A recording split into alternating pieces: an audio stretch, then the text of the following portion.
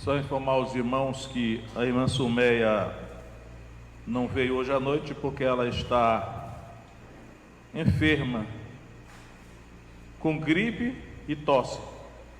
Então, para evitar contaminar alguma pessoa, né? Ela está reclusa de quarentena, tomando a medicação.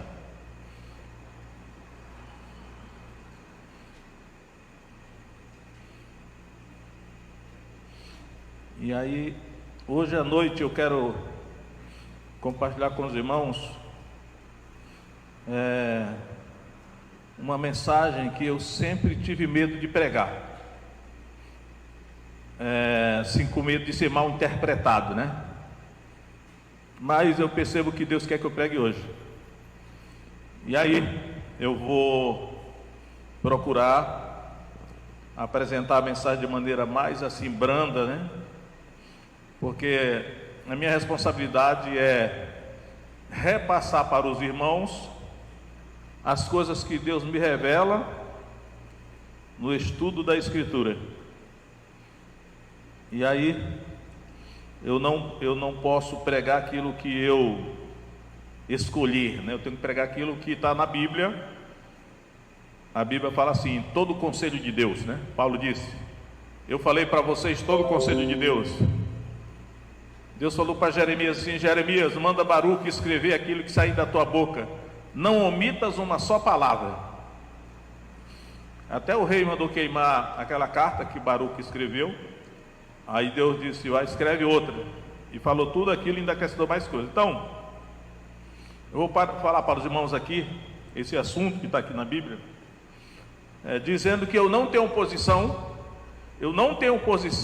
sobre nada. Eu sou contra ou a favor disso daquilo. Eu não sou contra nem a favor de nada. Mas a minha responsabilidade é identificar o que Deus está falando na Escritura e repassar para quem ouve, né? Quem sabe se não vai abençoar, resolver a vida de alguém, ou até dá para a pessoa entender determinadas coisas, porque é para isso que a palavra existe, né? Então, em Romanos capítulo 1, os irmãos podem abrir lá, em Romanos capítulo 1. Eu vou começar minha leitura no verso 16, Romanos 1,16. Essa carta foi escrita pelo apóstolo Paulo para a igreja de Roma, por isso é aos romanos, né? Ou seja, aos crentes de Roma, uma igreja gentílica, né? Não era uma igreja judaica, embora houvesse uma comunidade de judeus naquela igreja também. Então vamos lá. A partir do verso 16: porque não me envergonho do evangelho de Cristo, pois é o poder de Deus para a salvação de todo aquele que crê, primeiro do judeu e também do grego. Então, já vem com uma coisa boa, né? Paulo diz, não me envergonho do evangelho, pois é o poder de Deus para a salvação de todo aquele que crê. Então Deus deseja salvar, porém a condição para Deus salvar é crer. Ele está dizendo aqui. E aí continua, verso 17: porque nele se descobre a justiça de Deus, de fé em fé, como está escrito, mas o justo viverá da fé. Essa expressão aí, mas o justo viverá da fé, foi primeiramente escrita pelo profeta Abacuque.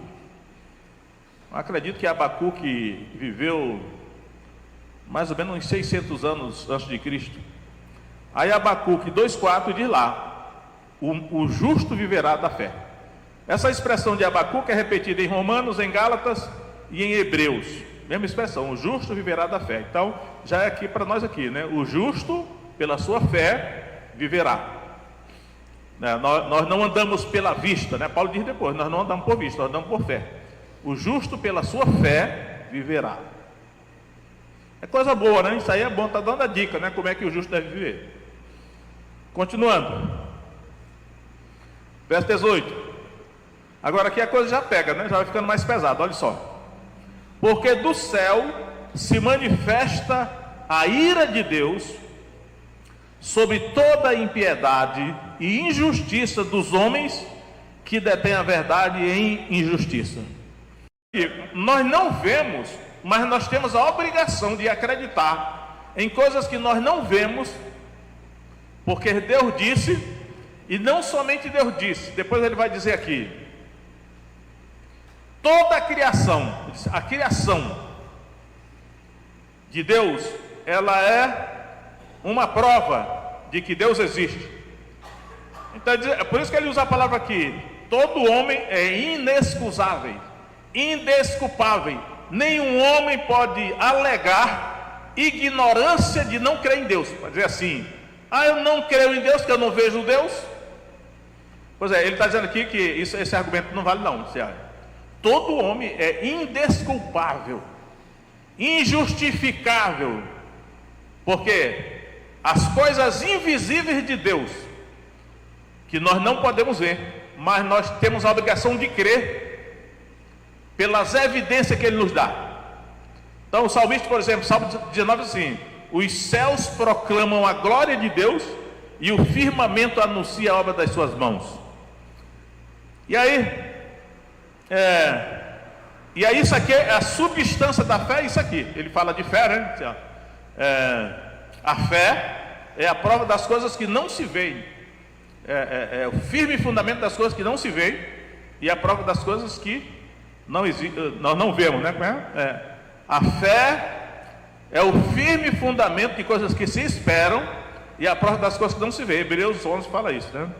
Então, irmãos, o apóstolo Paulo, ele está argumentando aqui com a igreja de Roma, e com qualquer que ouvir ou ler, que todo ser humano tem a obrigação de acreditar na existência de Deus, sabendo que Deus tem coisas visíveis e coisas invisíveis. As coisas visíveis nós já vemos, não precisa de fé, mas as coisas invisíveis de Deus, nós também temos a obrigação de crer, porque Ele nos deu evidências, e Ele diz que a criação, toda a criação é uma evidência de um Criador. Nessa hora eu gosto de dizer assim, é porque nós aqui não temos, provavelmente nós não somos especialistas em pintura, né? Mas eu já lendo por aí, eu vi que existe Van Gogh, Da Vinci, Picasso, tem muitos pintores famosos, né? Quem pintou o teto da Capela Sistina? Foi Miguel Ângelo? Parece que foi Miguel Ângelo, né? Então, se uma pessoa que é entendida em pintura encontrar um quadro, aí ela que é especialista, só por esse quadro aqui, eu sei que esse quadro é de Van Gogh, porque a assinatura dele é o estilo da pintura é de Van Gogh. Esse aqui eu percebo que é de, vou falar aqui da Capela Sistina, Miguel Ângelo, né? Miguel Ângelo. E qual? Esse mesmo, né? Então, o que ele está dizendo? Está dizendo assim, olha, toda a criação é uma prova da existência de um Criador. Eu às vezes fico pensando aqui, Jesus disse assim, olhai para as aves do céu, né, que Deus as alimenta, vocês valem mais do que elas. Olhai para os lírios do campo. Jesus manda que nós olhemos para a criação. Por isso que as grandes cidades existem, porque nas grandes cidades você não vê a criação, você só vê coisas que o homem fez. É difícil e tanta coisa. Quando você olha para o céu, eu tenho um trauma de São Paulo, porque eu passei uns 10 meses em São Paulo e eu não conseguia ver estrela à noite, porque quando eu olhava para cima, como é o nome desse negócio? A poluição das fábricas encobriam a luminosidade das estrelas, então eu não via. Aí eu digo, rapaz, que saudade lá de Rio Branco, para eu à noite olhar para o céu e ver as estrelas, céu limpo. A outra coisa que eu não via lá em São Paulo era a terra, porque aonde eu pisava era só asfalto e alvenaria. Eu digo, meu Deus, que saudade de encontrar terra para eu pisar em cima da terra, como aqui tem, né? Por quê? O que revela a existência de Deus é a criação. Por isso quem vive na colônia, no seringal, na fazenda, tem mais, porque ele começa a olhar para a criação, olha ali as formigas, olha as borboletas, olha os vagalumes. Aí você não, deve ter um criador mesmo, alguém criou, porque isso aí Então, irmãos, o que o Paulo está argumentando aqui é isso, olha. Os seres humanos são indesculpáveis, injustificáveis, que a palavra que ele usou aqui é inexcusáveis, em alegar que não acreditam em Deus, porque não tem prova disso. E aí, ele vai dizer, verso 21, porquanto tendo conhecido a Deus, não o glorificaram como Deus, nem lhe deram graças, antes em seus discursos se desvaneceram e o seu coração insensato se obscureceu. É aqui, eu quero marcar aqui uma palavrinha que é aqui, olha. Coração insensato se obscureceu, ou seja, o seu coração se encheu de trevas, se encheu de escuridão. Isso que Paulo está dizendo aqui, inspirado pelo Espírito Santo. Olha. O coração do homem se escureceu, encheu-se de trevas. Aí a pressão, o coração ficou entenebrecido, significa assim, ficou escuro, não há luz no coração humano. Eu acho muito legal porque em Efésios 4,18 Paulo vai usar uma expressão semelhante. Veja aí, em Efésios 4,18 Paulo vai usar uma expressão semelhante, atestando que o coração humano está escurecido, cheio de trevas, e aí eu entendo, são trevas espirituais, né? Ou seja, não consegue entender, não consegue ver, só se acender uma luz no coração dele. Efésios 4,18 diz assim: entenebrecidos no entendimento, separados da vida de Deus pela ignorância que há neles, pela dureza do seu coração. E aqui, ó, entenebrecidos no entendimento, ó, entendimento aqui é sinônimo de coração, porque todo o ensino do Novo Testamento é que nós entendemos com o coração. No normal aqui entre nós, a gente entende com a mente, né? Com a cabeça, com o cérebro, mas a linguagem do Novo Testamento nós entendemos com o coração. Pode ser que esse coração aí não é esse órgão físico aqui, né? Mas o que Paulo está dizendo em Romanos o coração dos seres humanos entenebreceu, encheu-se de trevas, escureceu, a escuridão se apoderou do coração humano. Por isso os seres humanos não conseguem enxergar as coisas espirituais, não conseguem entender as coisas espirituais. Paulo está descrevendo, dando diagnóstico aqui da condição humana. E aí vem, verso 22, dizendo-se sábios, tornaram-se loucos.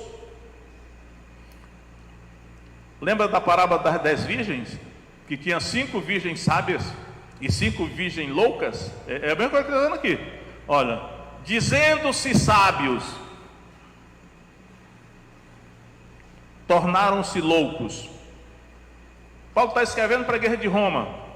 Os romanos, que era o Império Romano, quem estuda a história sabe, absorveu a cultura grega.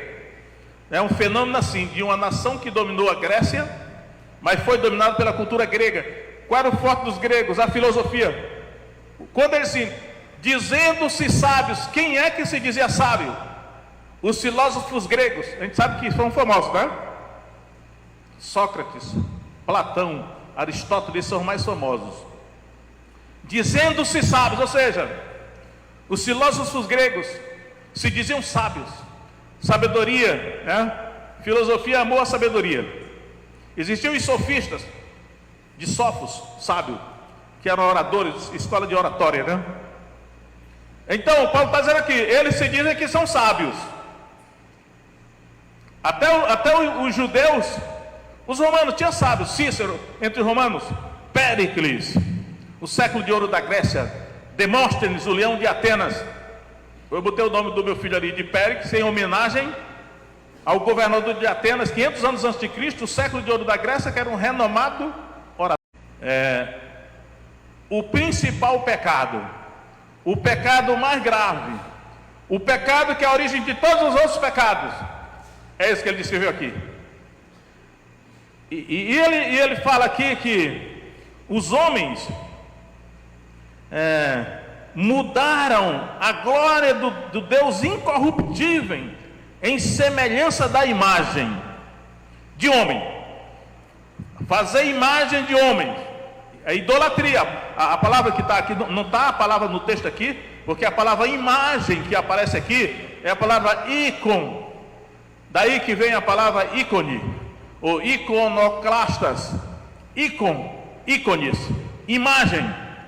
Então, Paulo está denunciando aqui que os homens fizeram imagem de homens. Imagem de homens. E de aves. Se a gente for lá em Gênesis, como foi que Deus começou a criação, Ele criou as aves do céu, né? Povoem, as aves voam pelo meio do céu. E de quadrúpedes, animais de 4 pés. Lá em Gênesis Deus criou os animais de 4 pés. Então disse, olha, os homens fizeram imagem, ícone, de homens corruptíveis, de aves, de quadrúpedes e de répteis. Aí eu fiquei até pensando assim, peraí, mas aqui ele não falou em nenhum animal anfíbio, nenhum animal marinho, nem animal aquático. Ele não usou essa linguagem, embora o Deus dos filisteus, a imagem que os filisteus adoravam era Dagon, o Deus peixe dos filisteus, tinha a cabeça de peixe. Então, irmãos, isso é o que eu quero que os irmãos saibam, olha só. O pecado principal da humanidade, o pecado que deu origem aos outros pecados, o pecado fundamental, a Igreja Católica divide em pecado venial e pecado mortal, né? Tudo bem, eu não vou analisar a teologia católica, mas aqui para nós aqui, o pecado principal, o pecado basilar, o pecado que dá origem a todos os outros pecados, é a idolatria, é isso que ele está dizendo aqui. Porque a idolatria, e aí vem a palavra idolatria, ela vem de ídolo. Eu vou mostrar onde essa palavra aparece. Primeira carta de João, pode abrir lá. Primeira carta do apóstolo João, capítulo 5. Verso 21. Olha aí, irmãos. Primeira carta de João, primeira epístola de João, 1 João, capítulo 5, verso 21. Filhinhos, guardai-vos dos ídolos.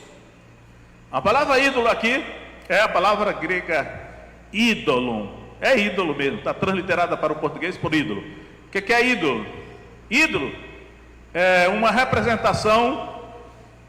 E aí eu dizia, imagem, ícone, é uma cópia de alguma coisa, né? Uma imagem. Então, por exemplo, Colossenses diz que Jesus é a imagem do Deus invisível. Então assim, ninguém pode ver a Deus, mas se viu Jesus, viu a Deus, porque a única imagem autorizada de Deus, ele diz, é Jesus. Quem viu Jesus aí, viu Jesus, ele é a única imagem autorizada de Deus. Parece assim, as outras são cópias falsificadas. Só que quando Deus criou Adão lá no paraíso, ele disse assim, façamos o homem à nossa imagem e conforme a nossa semelhança. Então, o homem, aí é que eu vou dizer homem e mulher, né, que a palavra homem aí está incluindo os dois, ele foi feito à imagem de Deus. O homem foi feito da terra para parecer a imagem de Deus na terra, mas isso foi antes do pecado, por isso que ele fala aqui, homem corruptível. Antes do pecado, o Adão era a imagem de Deus. Depois que ele pecou, ele não se tornou mais a imagem de Deus. Aí veio Jesus sem pecado, ele é a imagem do Deus invisível. E aqui Paulo está dizendo, os homens fizeram imagem de homem corruptível, de aves, de quadrúpedes e de répteis. Isso aqui, irmão, foi a coisa mais grave, foi o que mais ofendeu a Deus e viola o primeiro mandamento do Decálogo, primeiro e segundo mandamento do Decálogo. Não terás outros deuses diante de mim, não farás para ti imagem de escultura, nem figura alguma. Aí vai. Então, o que Paulo está sendo coerente aqui com o ensino dos 10 mandamentos, toda a doutrina do Antigo Testamento, é que o pecado mais grave, o pecado que deu origem aos outros pecados, é a idolatria. Idolatria, ídolo, latria é adoração, adoração de latria. Ídolo, idolatria, adorar um ídolo. Ícone, a representação que uma imagem de alguma coisa, no caso de Deus seria nesse caso, só que agora eles fizeram, a imagem foi da criação. Aí ele vai dizer: adoraram e serviram a criatura antes que o Criador, que é bendito eternamente, amém. Meu irmão, isso aqui, olha, eu fico olhando assim no YouTube, vendo toda a discussão sobre determinadas coisas, e eu digo, meu Deus, é muito difícil de entender, mas eu vejo que a Bíblia, bem interpretada, corretamente entendida, ela explica a situação do ser humano na terra. E o conhecimento da verdade é libertador, né? Nós temos que conhecer a verdade para sermos libertos. Aí eu vou prosseguir agora. Então guarde isso aí, ó.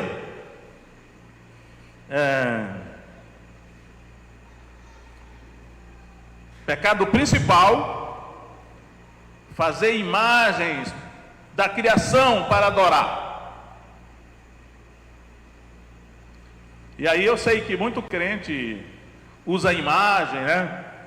E diz assim: não, isso aqui é uma imagem, mas eu não estou adorando não. Você que acha que não está. É melhor ser prudente e não fazer imagem nenhuma, nem usar. Por que você está usando essa imagem? Você está confiando nela? Você acha que ela vai lhe livrar? Porque o seu coração pode estar confiando nela, porque o coração é enganoso, né? Então é melhor, é mesmo que bebida. Eu reconheço que o Novo Testamento não proíbe beber vinho, não proíbe. Não vou ser hipócrita, não proíbe.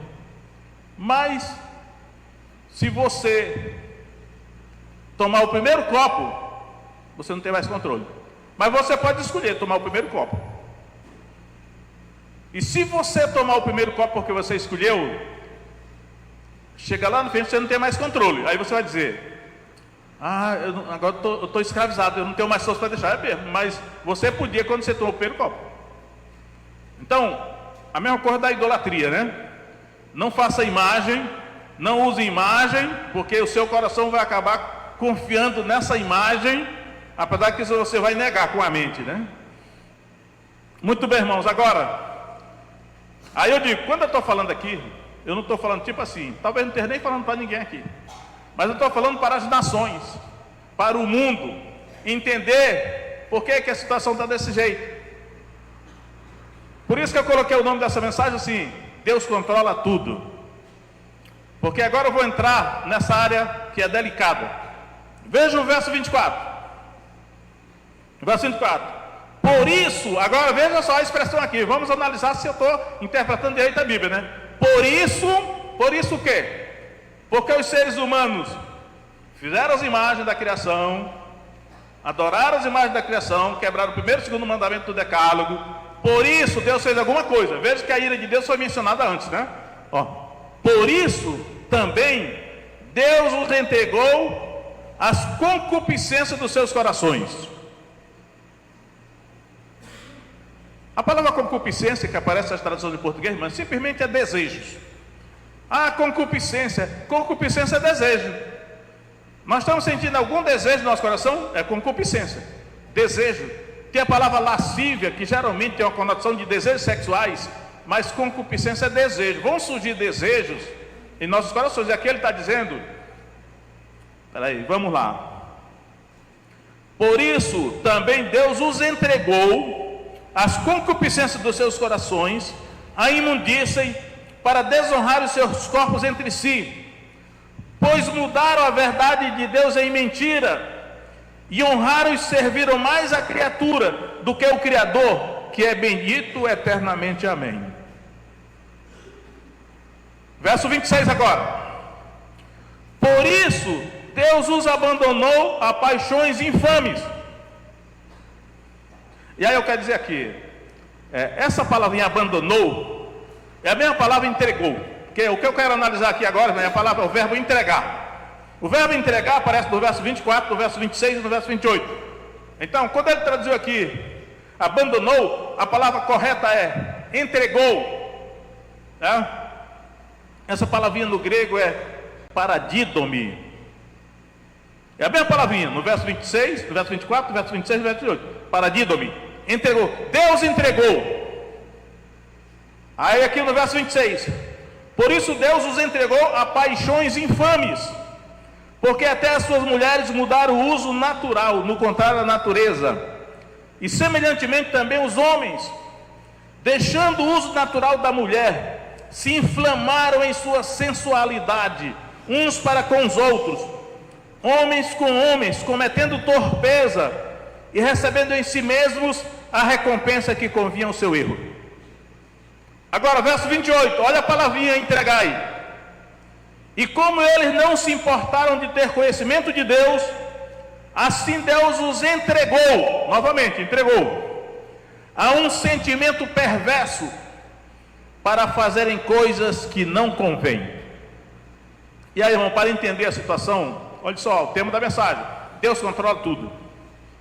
A ira de Deus é mencionada, e é interessante que no verso 18 ele diz assim: porque do céu se manifesta a ira de Deus sobre toda a impiedade e injustiça dos homens que detêm a verdade e a injustiça. Se você for dar uma olhada lá em Gênesis 19, 34, vai dizer o seguinte, que Deus derramou do céu fogo e enxofre sobre Sodoma e Gomorra e destruiu aquelas 5 cidades.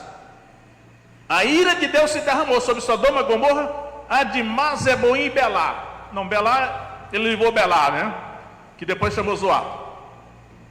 Mas a ira de Deus se derramou dos céus, está lá escrito em Gênesis. A ira de Deus se manifestou dos céus, na forma de fogo e enxofre, e destruiu aquelas 4 cidades, pela injustiça daqueles ímpios. Depois Pedro vai dizer, né? A injustiça daqueles ímpios. Gênesis diz assim: ora, os homens de Sodoma eram maus e grandes pecadores contra o Senhor.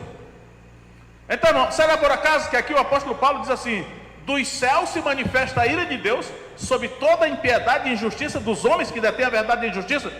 A ideia é a mesma, ou seja, a ira de Deus se manifesta dos céus sobre toda a impiedade e injustiça dos homens. E aqui eu quero dizer, a idolatria, não somente descendo fogo e enxofre como fez com Sodoma e Gomorra, mas aí eu quero analisar o verbo entregar. 3 vezes o verbo entregar. Paradidome, está no grego, é a mesma palavra nos 3 versículos, 24, 26 e 28, depois você vê lá.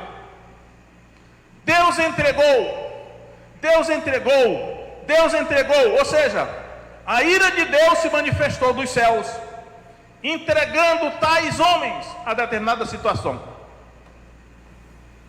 Aí eu quero pegar agora, irmãos, o verbo entregar, que está aqui, porque Deus aqui é o agente ativo, é o protagonista, é Deus que entrega. Você vai olhar o significado dessa palavra entregar aqui. Deus entregou essas pessoas a determinada situação. E aí eu digo, uma vez que Deus entregou, essa pessoa não tem condição de reagir, não tem força para reagir, não depende mais dela. Dependia dela não praticar idolatria, dependia dela não fazer imagem de escultura, mas uma vez que fez, e aí eu não estou personalizando, aqui é a humanidade, ele está explicando aqui, é a humanidade. Agora, Deus entregou, Deus castigou, agora não tem mais jeito. Sim, vai ter jeito, mas lá no final eu vou dizer qual é o jeito. E agora eu quero usar essa palavra, esse verbo entregar, e de vez em quando eu estou voltando lá para o livro de Juízes, né? Para os irmãos entenderem o sentido desse verbo entregar aqui. Vamos ver aqui, onde ele aparece de novo em Juízes. Olha só, irmãos, Juízes 3, verso 7. Aí guardando aquela questão da cosmovisão, interpretação da Bíblia. O Antigo Testamento tem uma cosmovisão, o Novo Testamento tem outras. Quem não leva em consideração essa diferença entre os 2 testamentos vai errar na interpretação da Bíblia. No Antigo Testamento, o povo de Deus é Israel, uma nação como qualquer outra nação, tem aliança com Deus. No Antigo Testamento, os inimigos do povo de Deus são seres humanos de outras nações, mas não é assim no Novo Testamento. No Novo Testamento, o povo de Deus não é uma nação, não é o Brasil, não é a Bolívia, não é os Estados Unidos. No Novo Testamento, o povo de Deus é a igreja, que é composta de gente de todas as nações. Não é uma nação convencional a igreja. Quando tenta ser, erra. E os inimigos do povo de Deus no Novo Testamento não são seres humanos, são seres espirituais, principados e potestades, dominadores deste mundo tenebroso, hostes espirituais da maldade nos lugares celestiais, anjos caídos, demônios. Agora vamos ver Juízes 3:7. E os filhos de Israel fizeram o que era mal aos olhos do Senhor, e se esqueceram do Senhor seu Deus, e serviram aos Baalins e Astarote, imagem da criação. Verso 8: Então a ira do Senhor se acendeu contra Israel, e os entregou. Olha o verbo entregar aí. E os entregou na mão de Cusã-Risataim, rei da Mesopotâmia. E os filhos de Israel serviram a Cusã-Risataim 8 anos. Eu quero chamar a atenção só para o verbo entregar. Olha, irmão, mesma situação. Deus entregou o povo de Israel por praticar idolatria na mão do rei da Mesopotâmia. Entregou. Sabe qual é a palavra no hebraico para entregar? É marrar ou macar. Eu creio que a pronúncia é marrar. Alguns acham macar significa, o sentido de marrar no hebraico é vender. O sentido literal seria: Deus os vendeu na mão do rei da Mesopotâmia, mas o sentido em português é entregar. Ele entregou por causa do pecado do... A mesma situação do novo, só que destinação diferente. Juízes 4, verso 1. Porém os filhos de Israel tornaram a fazer o que era mal aos olhos do Senhor, depois de falecer Eude, e entregou-os o Senhor na mão de Jabim, rei de Canaã. Olha, entregou novamente. Vamos ver aí. Marrar. A palavra que aparece, o verbo é vender. Vendeu, entregou. E aí foi por 20 anos. 20 anos, né? Eu falei esse negócio dos anos naquele dia lá. Agora, capítulo 6 de Juízes. Juízes capítulo 6, verso 1. Porém os filhos de Israel fizeram o que era mal aos olhos do Senhor, e o Senhor os deu. Olha, mudou a palavra, não está falando, entregou aqui. Deus os deu nas mãos dos midianitas por 7 anos. Agora, qual é a palavra deu aqui no hebraico? É Natã. A palavra no hebraico aqui é Natã. O significado realmente é dar ou entregar. Praticamente Natã e marrar são sinônimos, mas o sentido literal é esse: deu ou entregou na mão dos midianitas por 7 anos. Juízes 10, verso 6. Juízes 10, verso 6.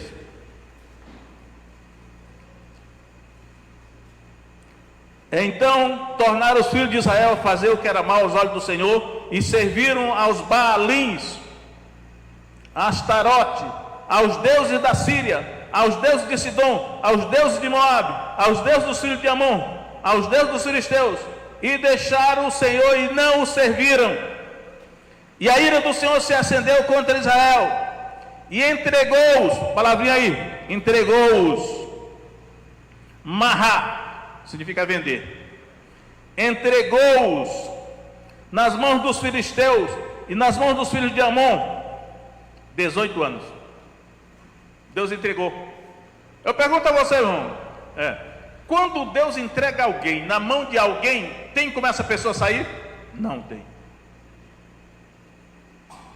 Quando Deus entregava Israel na mão de alguma nação inimiga, não tinha como Israel sair se não fosse pela ação de Deus novamente. E o padrão do Antigo Testamento é assim: quando Israel se via oprimido na mão dos seus inimigos, não conseguia sair, aí diz assim, clamaram ao Senhor, aí eles clamavam a Deus de novo, se humilhavam diante de Deus, se arrependiam, pediam misericórdia para Deus. Aí Deus tinha misericórdia, levantava um juiz e libertava o seu povo da mão daquele inimigo ali. E no Novo Testamento, irmãos, quando Deus entrega alguém nas mãos, agora não é de seres humanos não, a lógica do Novo Testamento é: Deus entrega a pessoa na mão de seres espirituais, anjos caídos, demônios, espíritos malignos, espíritos imundos. Eu digo, tem como essa pessoa sair? Só se for pela ação de Deus novamente. Se Deus entregar alguém nas mãos de alguém, essa pessoa não consegue sair, se não for por uma ação de Deus novamente. Vamos ver. Juízes, capítulo 13, verso 1.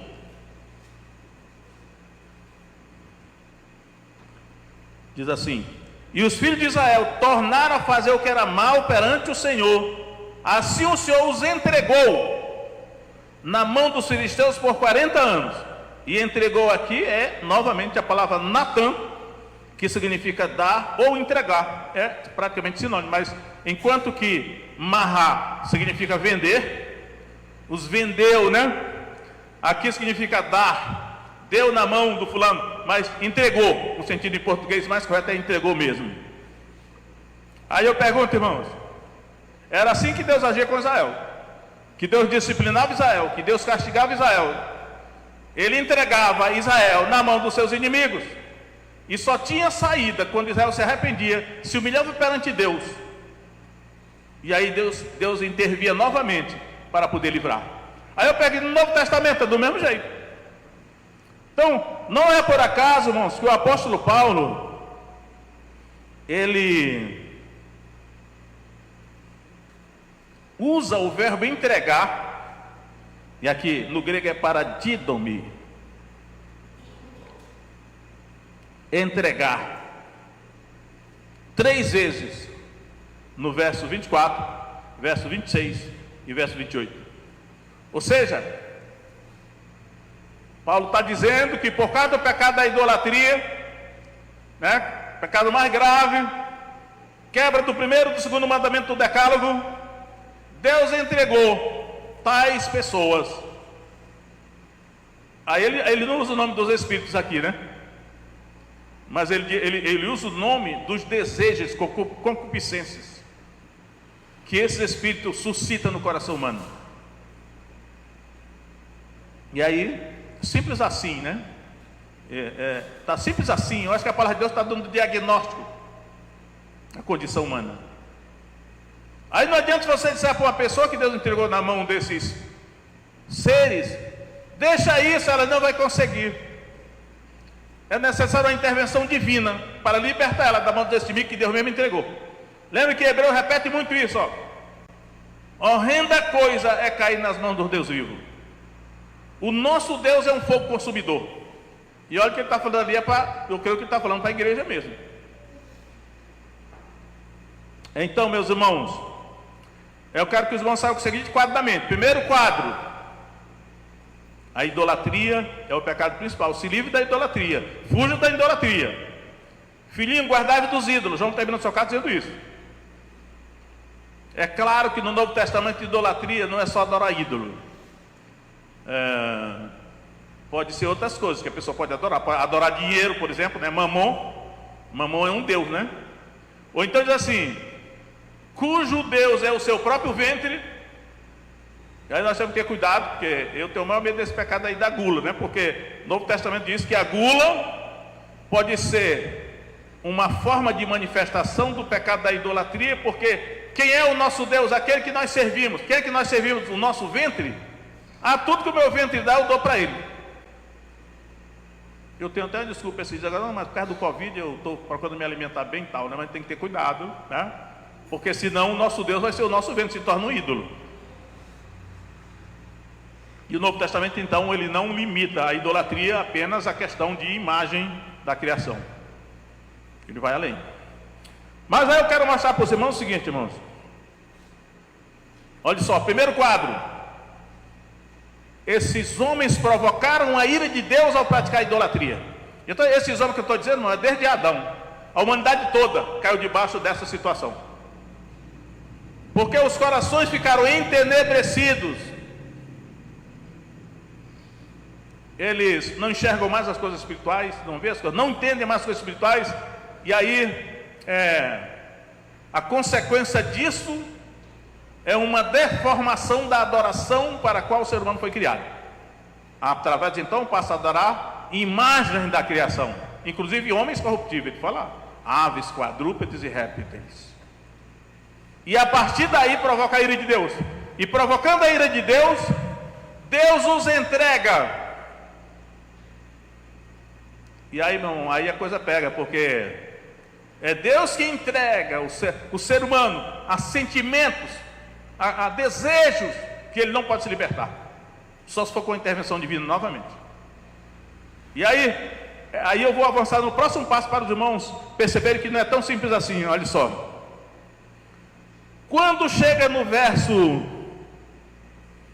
29, todo esse elenco de pecados e de comportamentos iníquos que são descritos aqui, está na mesma situação desse pecado anterior. Ou seja, todos esses pecados que vão ser aqui mencionados, é Deus que entregou a esses homens a esses pecados aí. Então parece assim, um dia desse eu falei, né, que alguma coisa tipo uma verme, né, que há uma infestação, que eu acho que Herodes morreu de uma infestação de vermes. Mas o texto inspirado diz que um anjo feriu Herodes, ele comido de vermes expirou. Parece que houve uma infestação. Então o que acontece no ser humano, irmãos, é que há uma infestação de pecados na vida dele, o coração dele. E aí envolve atuação espiritual e espírito. No Novo Testamento diz repetidamente que havia 7 demônios em Maria Madalena, e Jesus expulsou o demônio e libertou ela. Havia uma legião de demônios naquele gadareno.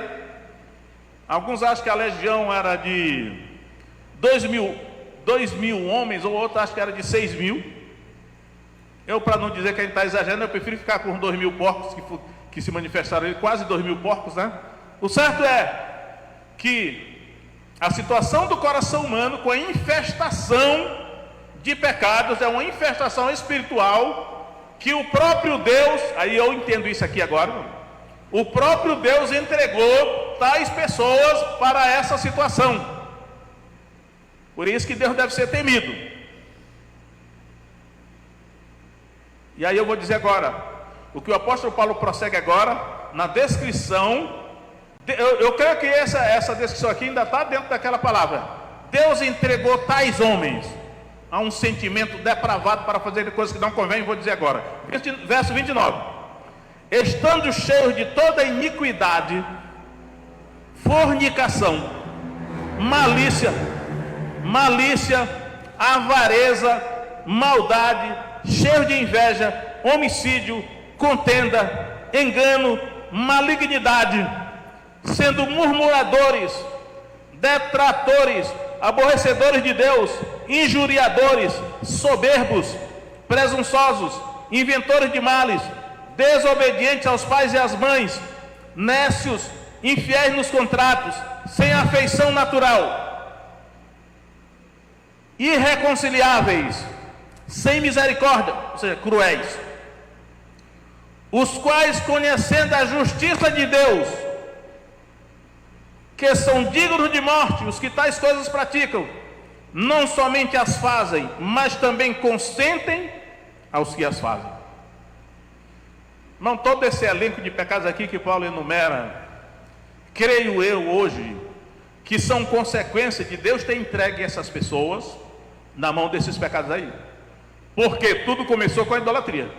Uma vez que a idolatria provocou a ira de Deus, Deus entregou tais pessoas para esses pecados aí, a atuação de demônios, de poderes espirituais regendo o coração humano. E aí, irmãos, esse é o cenário, esse é o diagnóstico que eu creio o Novo Testamento faz da humanidade. Ou seja, nós não estamos lidando somente aqui, irmão, com coisa meramente física. Na hora que você quiser deixar esse pecado, você deixa, não é bem assim não. Porque tem poderes espirituais atuando e você pode estar cativo na mão de um espírito que você não pode se libertar. Você tem que ser liberto pelo poder de Deus. Lembra da mulher encurvada? Ela andava encurvada, parecia um problema físico, mas era um espírito, o espírito de enfermidade, que Jesus impôs as mãos e libertou aquela mulher. E aí tudo bem, então a situação da humanidade está deplorável, escravizada, está escravizada por causa da idolatria. Como é que a gente vai sair dessa? Tem alguns textos aí que nos apontam uma saída, né? Então, João 8:32, João 8:32, irmãos. O nosso presidente citava muito antigamente, parece que agora ele já mudou de texto, né? João 8:32. E conhecereis a verdade, e a verdade vos libertará. Até agora, essa expressão aqui não dá para entender direito. Eu ainda me lembro de vários pastores tentando interpretar isso aqui e não conseguiu chegar a um consenso. E depois de muito tempo eu entendi que o Espírito Santo me mostrou qual o sentido dessa expressão. Olha, e conhecereis a verdade, e a verdade vos libertará. O que é a verdade aqui? A verdade aqui é Jesus. Aí chega no verso 26, olha só, a chave está no verso 26, 36. Verso 36, olha só aí. Se, pois, o Filho vos libertar, verdadeiramente sereis livres. Olha só, que Jesus não está garantindo que ele vai libertar, não. Ele está dizendo assim: se, pois, o Filho vos libertar, verdadeiramente sereis livres. Eu não estou garantindo que eu vou libertar, não. Eu estou dizendo que se o Filho vos libertar, vocês serão verdadeiramente livres. Porque existe uma libertação falsa, né? E ele diz assim: olha, qualquer outra libertação que não seja pelo Filho de Deus é falsa. Agora, se o Filho de Deus, que é Jesus, vos libertar, verdadeiramente você será livre. Ele está falando para os judeus ali, os judeus que têm orgulho de serem descendentes de Abraão, né? Mas vamos então, João 8:33 agora. Como os judeus ficaram ofendidos quando Jesus disse assim: e conhecereis a verdade, e a verdade vos libertará. Porque, irmão, sabe o que? Conhecer em português, conhecer é meramente conhecer de maneira intelectual. Por exemplo, eu conheço o presidente da República, porque eu conheço assim, eu vejo na televisão, então conheço, isso aí é o presidente da República. Mas isso é em português, né?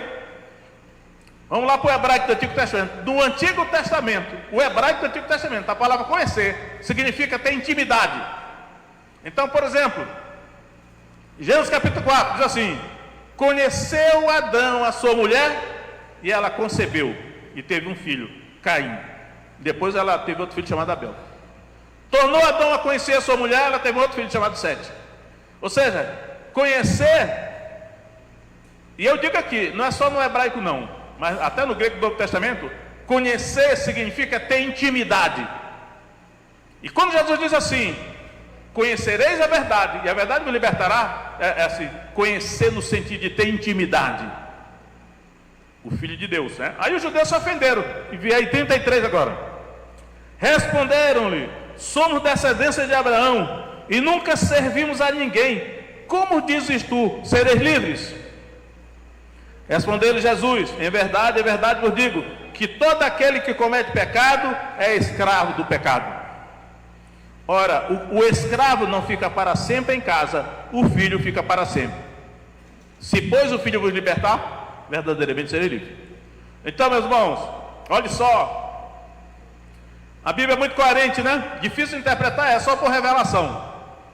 No Antigo Testamento, quando Israel pecava, pecado de idolatria, Deus entregava Israel na mão dos seus inimigos.